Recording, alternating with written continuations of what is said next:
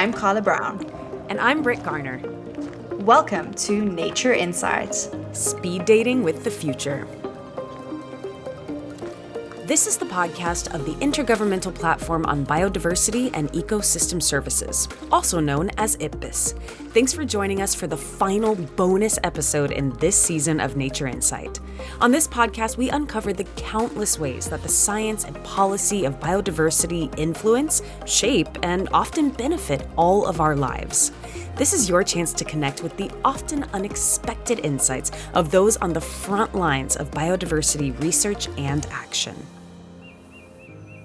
Now, in this episode, we're doing something a little different because while I am based as normal in the Boston area, you, Carla, have been on the move. Yes, most of the time I can be found in Bonn, where IPBES is headquartered. But for this episode, I have been sent on the road to Manchester in Northern England, which has been the location of IPBES's 12th plenary session. It gathers together delegates from the more than 150 member states, as well as multiple observer and stakeholder organizations. The most visible aspect of this particular session was the launch of a landmark report on business and biodiversity, looking at actions that businesses and financial actors can take on board to protect nature. Critical and challenging subject, particularly considering the way in which business and biodiversity are sometimes seen as in competition rather than in collaboration with one another. And I gotta say, I'm so bummed I couldn't join you there in Manchester for this amazing plenary experience, but I'm so excited that you got some recordings while you were there to let us all feel like we're part of the action. So, Carla, take us to Manchester. I am standing in the heart of the Manchester Central Convention Centre, and I'm standing in the gallery, and you can probably hear in the background there are quite a few people milling around. They're grabbing some coffee, grabbing some snacks. We are standing in the gallery area. There are hundreds of people gathered here today, and we are going to head over now to the great plenary section, the plenary hall, where the opening ceremony is set to take place. And so we are now in the main plenary hall. This is a huge cavernous space. It used to be a train station, used to be the central train station. It's beautiful. There's a massive glass window and clock in the corner. There are tables set up where the delegates are sitting. In the front, we have all of the member states sitting, and behind them are all the observer organizations that are attending. And this is where the delegates are gathered for the opening ceremony. Ladies and gentlemen, I would like to ask you to please welcome our special guests this morning. The voice you hear in the background might sound familiar to you. That is one of the presenters of the show, Rob Spall. And we are going to head out again now because it's a little bit quieter, so let's head out. What happens here is important for far beyond the confines of this building and the city. And it's very clear by the conversations that we've been having that every single participant here believes in the importance of what is happening here and the outcome of this session. I am Abubakar Sadiq Yelwa, the Managing Director, Hydroelectric Power Producing Areas Development Commission, Nigeria. I think we are in the best position to know why this event is very important, because we are established to address the challenges faced by communities that are living by the rivers and dams that produce hydroelectricity in Nigeria. The challenges these communities are facing, the loss in fisheries, the loss in agricultural fields, and so many challenges the communities are facing. So virtually we feel this event is not only necessary but timely, and it's going to be saving lives in the near future. Hi, my name is Constance von Briscorn. I'm working for EPE, which is a French and Paris-based business association gathering corporates which are engaged in the environmental transition. one of the key things is really how to build the bridge between knowledge and action. And this is all what IPBES is about, IPBES is about.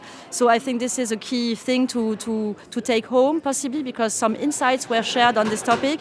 And also, of course, looking ahead, also how to make this bridge even more efficient, and looking forward to see also how it's going to evolve in the next few months.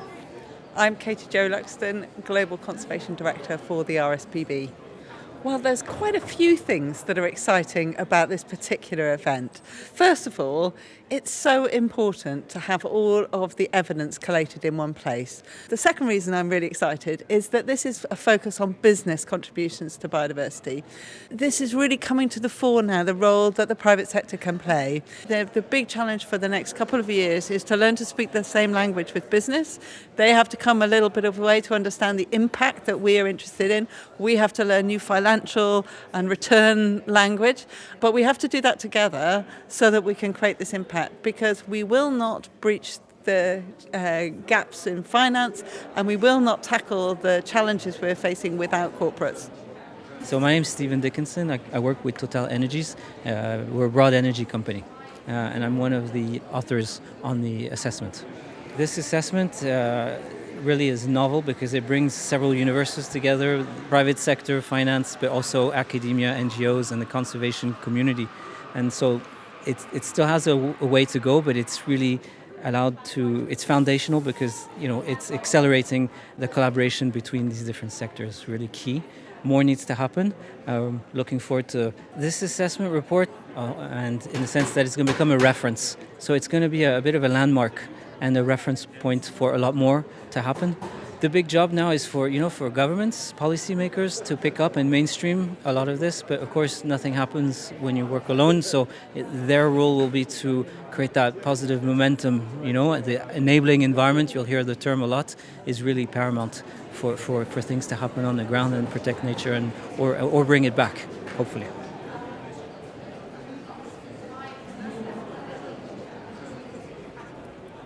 First off, I will say just the tone of all the voices behind you. This was not a bored group of people. There was so much excitement and energy. Even though I couldn't tell what people were saying in the back, the energy was palpable. Absolutely. The whole week, we just found this positive energy everywhere. And even though it's a negotiation, we never picked up that there was any kind of antagonism. Everybody was just there with the same goal in mind. I mean, that's just so cool. There's so few things that can work like that on these global levels. And it was clear, again, in all the voices and tones that you were able to gather. I will also say one thing that strikes me. So you were going around getting the voices of the people. And in that, there was mention of language itself. The idea of businesses learning some language, and also policy and scientists learning some language, and this idea of meeting linguistically somewhere to proceed. How much was this a theme that you picked up while there? I picked up on it a lot just because, to me, that is really the basis of science communication. It's really the point is for everybody to be brought on the same page. And a lot of that is done through the same language, whether that be through visual language or through actual linguistics, through actual language. But I do think that in terms of the general theme, everybody really was on the same page when it came to the need for everyone to compromise and meet in the middle, and also be on the same page in terms of the language that we agree on in the report. Totally. And some of that comes down to an actual environment of working and doing. Absolutely. And that was also a theme I kept hearing being repeated. And I know it's a big topic within the report itself, is this enabling environment. And in a world where many are questioning the effectiveness of multilateralism itself and these processes, there was absolutely no question about its importance at the gathering in Manchester. Astrid Schomaker is the Executive Secretary of the Convention on Biological Diversity, or the CBD, which was created out of the first global agreement to cover all aspects of biological diversity. And I got the chance to sit down with Astrid in Manchester, and I started by asking her about the importance of multilateralism in what she does. Environment knows no borders, as we always say. The issues we are addressing are of planetary dimension, be it climate change, be it biodiversity loss, pollution, waste, and all the rest of it.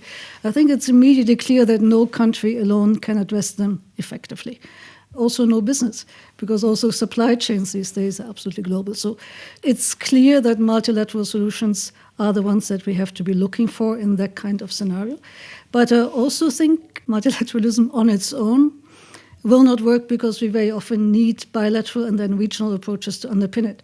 So we make global commitments, we need those, but then we need to bear in mind that action that has to be taken is local or regional. For example, if we look at transboundary water management, there's no point if one country upstream does one thing and another country is downstream and suffering from it. So they need to have conversation. You need this sort of bilateral cooperation working in sync, but within the global and multilateral framework. Yeah. And then today more than ever, because I think solidarity as a value is more important in today's world than it ever has been, and that's what the UN stands for. And again, that's also why I'm proud to be working for the UN now. I mean, as you said, all these, whether it's multilateralism, bilateralism, it all feeds into each other, but it has to kind of work together into this bigger system.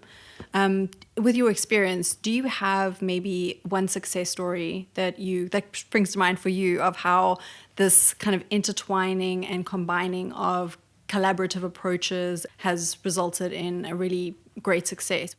I think the classic example we always look at, and I still think it is the best example, is the ozone treaty. So, I mean, when I was young, that was such an issue, and it seemed insurmountable. And the fact that we actually have surmounted it, I think today just gives us courage for so many things. I would also say the fact that we even have a global biodiversity framework is a success of multilateralism that will now depend on how it's being translated at the country level, but also, and that's something we have recognized in our convention, how it is recognized at a regional level. And I also wanted to talk about, as you said, the global science that's coming from IPBES. So both of the processes, so for example, if I attend the Substa or the Plenary now at IPBES, both of these processes, a lot of what we do, a lot of our work is underpinned by science. And this might be a silly question, but what, in your opinion, is the value? Why is it so important that these processes are foundational to science? Yeah, I think without science, as we've been saying, we'd be shooting in the dark a little bit, so especially if we look at these complex and interconnected crises like biodiversity and climate change. You might tend to see them as separate issues. But I think science, and incidentally not just modern science, but also traditional knowledge systems, have been very clear at showing the linkages between them. And in a time when resources are scarce and political will is hard to come by, I think we have this dual challenge. There's a populism challenge, so many easy messages, and we really have to be able to push back by having people that are there, and IPBES is the model for that can explain how things are connected, and then importantly, and I think that's the great thing about the IPBES assessments, always showing the pathways, or actionable ways forward to everybody. I think that's really important. So you mentioned that the science that comes out of these processes, it doesn't just give you the science, it also kind of gives you the steps and the path that you could follow. And this upcoming report that we're hoping to be launched at this very plenary, the Business and Biodiversity report, is going to directly engage with businesses and kind of invite them to not only engage more with the scientific community, but also with the findings of the report, and to also follow this roadmap or this route. And what are your thoughts to the importance of science engaging more with the science community for business specifically? It is very important for business as well to understand their impacts and their dependencies on nature. And for some, obviously, if you're an agri-food business, I think you understand very directly that you depend on nature. But, no business can disengage from biophysical realities, if you so want. So, in fact, all business activity is underpinned by healthy nature. And that's important for business to understand in terms of dependencies. It is also important to understand what their impacts are. And it is important to be able for them to measure what those impacts are. And I understand that many companies are struggling with the complexity of biodiversity, which is, admittedly, it is more complex to measure biodiversity impacts, especially because they're so localized along the supply chains. But we cannot have business disengaged just because it's difficult. So the assessment shows how important it is for business to take action, shows again how it can be done, but also very, very importantly, it shows opportunities in investment, because dependency, fine, impact, well, maybe you don't want it, especially if you have a direct consumer interface, but to see the opportunities are really, really important as well. But then, and that's the other very important aspect of this assessment, businesses are also not, acting in a vacuum. There is the issue of an enabling environment. So there is, once again, responsibility of governments to make sure there is the right enabling environment, both in terms of positive incentives, but also then very, very importantly in terms of harmful incentives and reforming those harmful incentives. It's about how industries can continue working in their fields in a way that is ideally nature positive, nature generative. And the IPBES assessment really shows us how that can be done. And then some people would ask this question, so how concretely does this process feed into the larger processes, and to make that link? So if you could, from your perspective, just help our listeners to understand how concretely the findings from the IPBES reports feeds into a global framework, such as the Kunming-Montreal Global Biodiversity Framework. We saw it most clearly, actually, with the adoption of the Kunming-Montreal Global Biodiversity Framework. I think every observer that I've ever talked to has said we would not have the level of ambition we have in the framework had we not had IPBES global assessment before, which is also, by the way, why we're now already looking very curiously and with great expectation at IPBES' second assessment, because we are now in our convention doing the global review of the framework. So we're at the midpoint since 22 to 2030, so 2026 is the midpoint. We're doing our first stock take, and we will find, we know that already, we're not on a linear process towards where we need to be.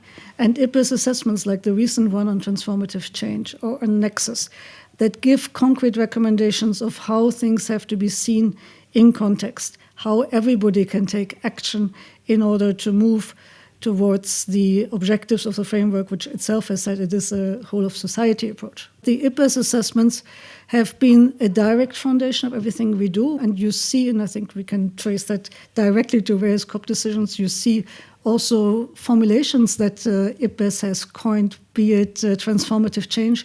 You find them in the discussion of the convention, and you also find them way beyond the convention in the implementation, for example, of the Sustainable Development Goals. So IPBES is an influential platform. The more we talk about IPBES findings, the better. And I think we in the Convention Secretariat, we really want to work with everybody in the IPBES Secretariat, with the scientists, to make their voices heard and to help them have an impact. I know I do speak for everyone when I say the feeling is 100% mutual from IPBES side when it comes to working with you and to collaboration with you. It's been very, very valuable, and we appreciate it, really. And then the last question for me is, okay, so when I was thinking of a title for this episode, because I'm South African, I thought of, it's an African proverb, and it goes, to go fast, go alone, but to go far, go together. So the title of the episode is To Go Far, Go Together. So yeah, what do you think of when I say that to you? Well, I think of multilateralism. Yay! Of course. No, to me that makes a lot of sense, okay, and it also basically it's only together that we can advance. So absolutely. Okay, I'm glad. See, mission accomplished.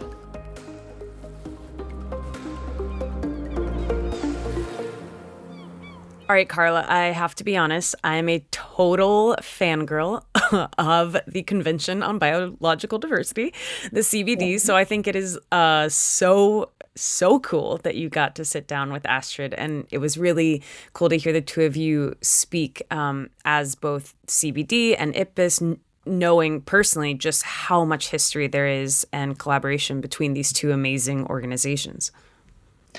Absolutely. I got to attend the CBD Subster last year in Panama, and also got to see a little bit of the IPBES science actually feeding into the CBD processes. So that was really rewarding. Oh, that's awesome to have the actual experience of seeing it happen in real time. When she was speaking about multilateralism not working fully alone, the fact that we have actual regional bilateral cooperation, but also that action is local. That really resonated with me, having seen the local plans and strategies by all of these different member states.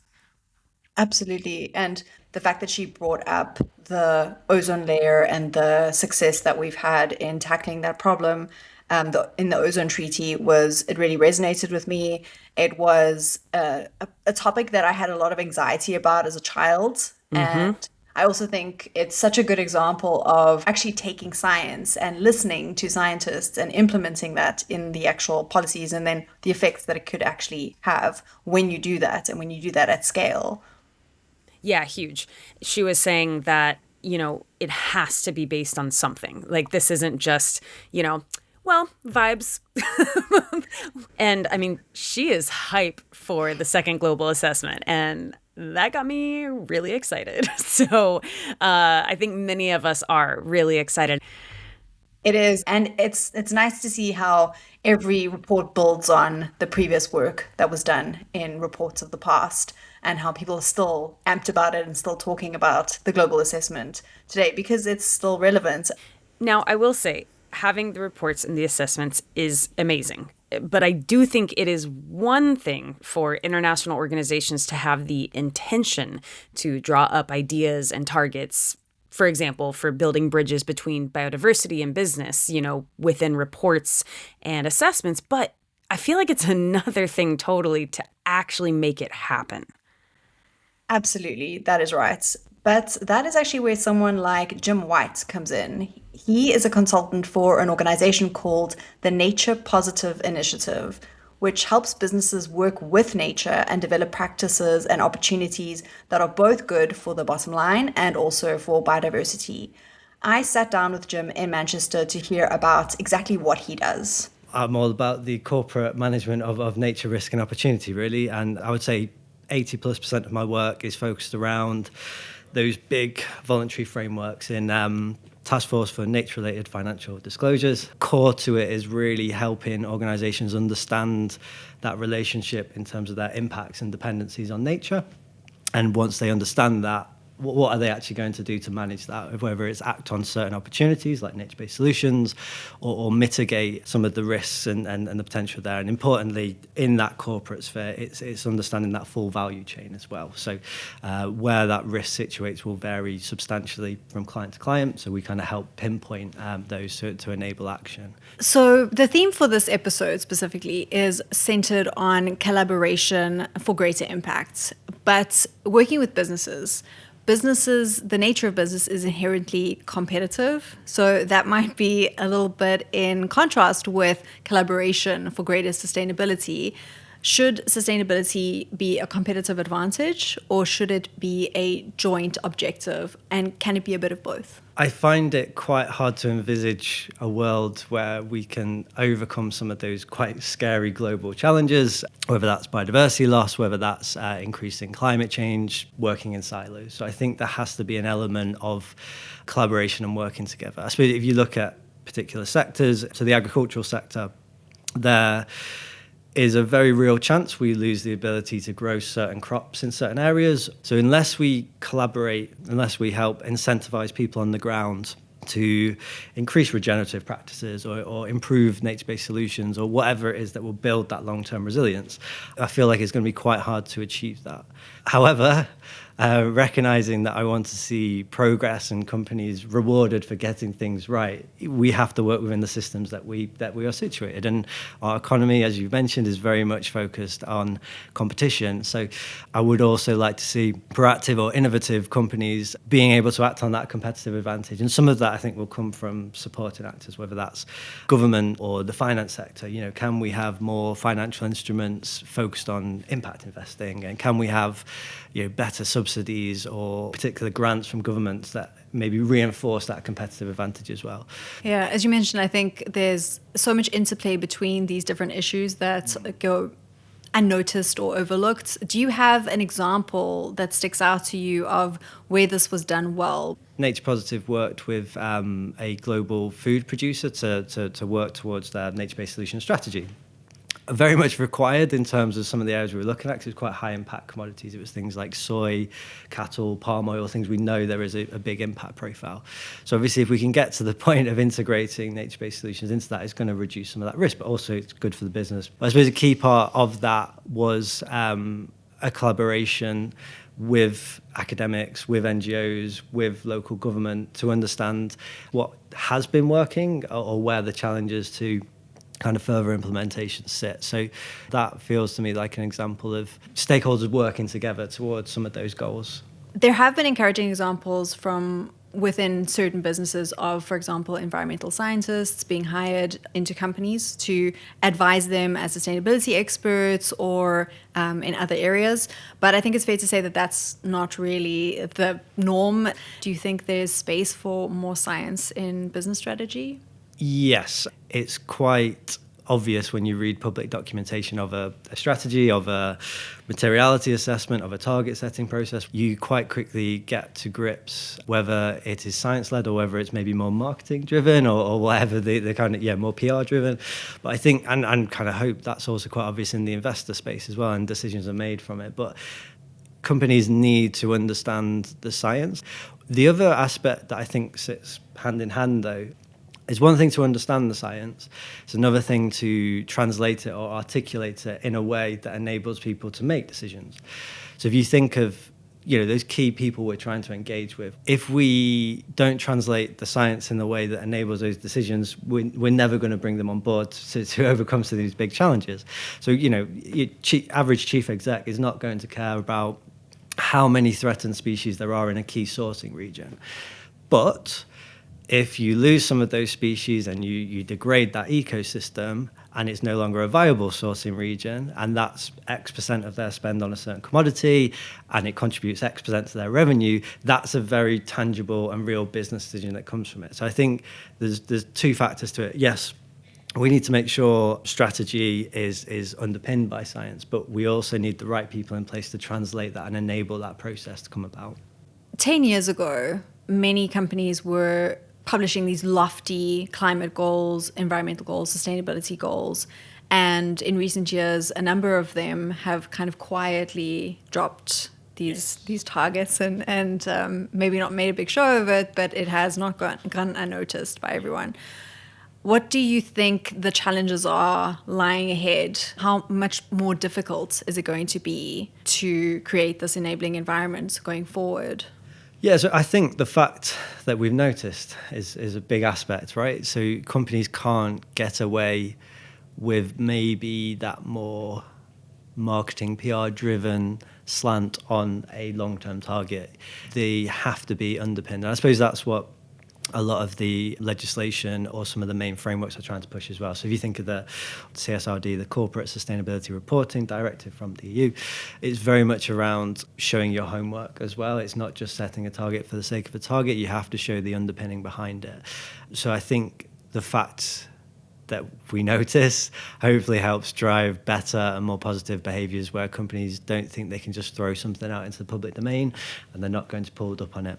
And hopefully that means the underpinning, the justification, the level of data, the level of stakeholder input, all those things that make a truly valuable strategy are in place and can be talked about. And the more it's talked about in the public domain, the more other companies will pick up on it. And hopefully that kind of creates a bit of a snowball effect where hopefully that's not a challenge we have to think about in a few years' time. But we're a little way away at the moment.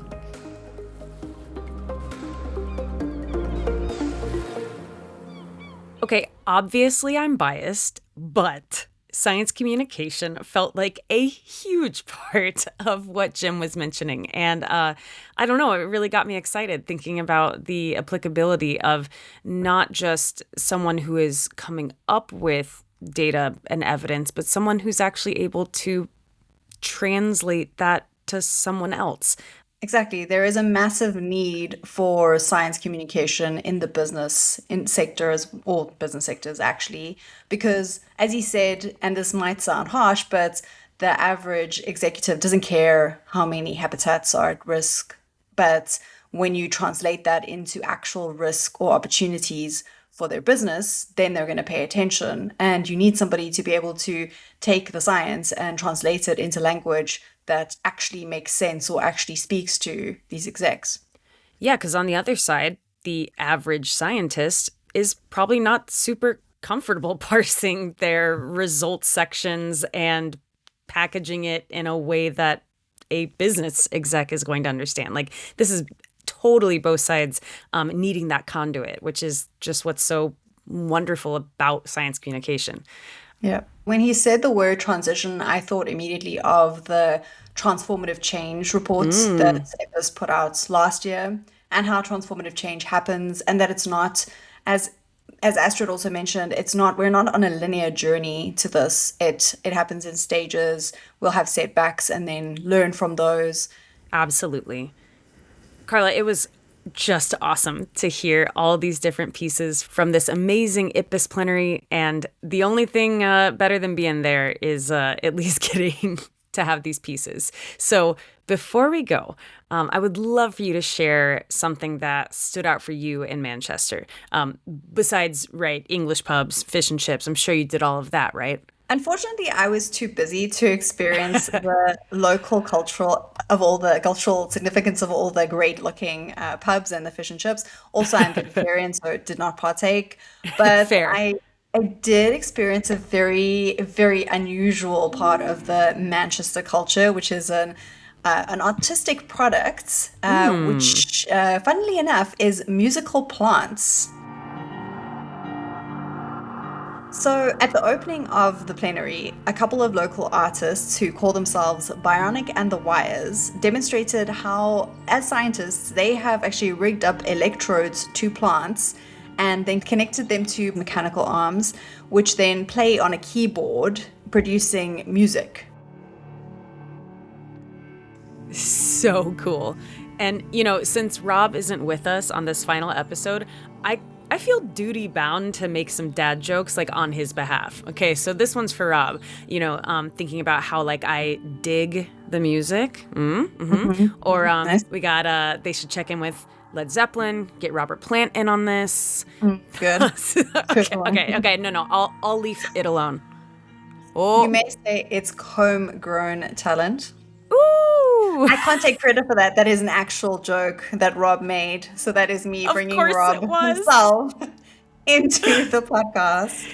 Go But team. enough of that. So on that note, get it? It's time for us to wrap up this final episode in this season of Nature Insight Speed Dating with the Future. We hope you've enjoyed this episode, and if you haven't heard the others in this season or in previous seasons, do go back and listen to them. You can learn more about IPBES's work on www.ipbes.net or on any of our social media channels. Just search for @IPBES. That's @IPBES. And don't forget to subscribe to Nature Insight wherever you get your podcasts. But for now, it's goodbye from me, Carla Brown. And from me, Britt Garner.